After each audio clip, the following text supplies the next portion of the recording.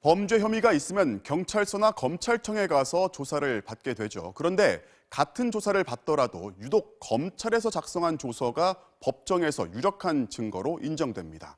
국가인권위원회가 오늘 검찰 조서의 이런 특별한 증거 능력에 제동을 걸었습니다. 윤수환 기자입니다. 지난 4월 서울의 한 대학병원 사무국장이 검찰 조사를 받은 직후 숨진 채 발견됐습니다.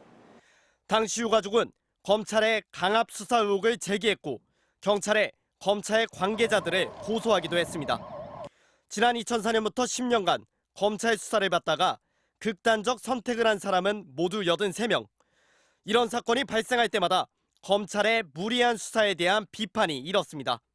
재벌받기 위해서 무리한 수사, 즉 수사 시간을 늘린다든지 아니면은 야간에 수사한다든지 아니면 쉬는 시간을 주지 않고 한다든지.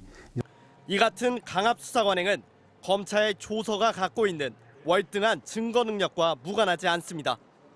경찰 등 일반적인 수사기관의 조서는 아무리 적법한 조사 절차를 밟았더라도 법정에서 피의자가 그 내용을 부인하면 증거가 되지 않습니다.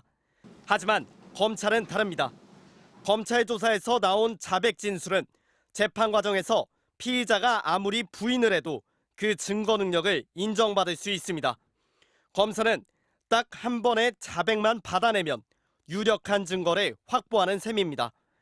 그러다 보니 검찰은 관행적으로 다른 증거물을 확보하기보단 피의자의 자백을 받아내는 데 집중해왔습니다. 사실상 조서에 적힌 자백 진술에 근거해서 그 유무죄 판단이나 양형 판단까지 다 이루어져 버리게 되는 것이죠.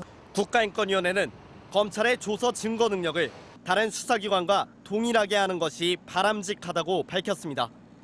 그리고 검찰개혁안이 국회에서 계류 중인 만큼 검찰 조서 증거 능력을 제한하는 내용이 담기도록 형사소송법을 개정하는 것이 바람직하다고 국회의장에게 당부했습니다.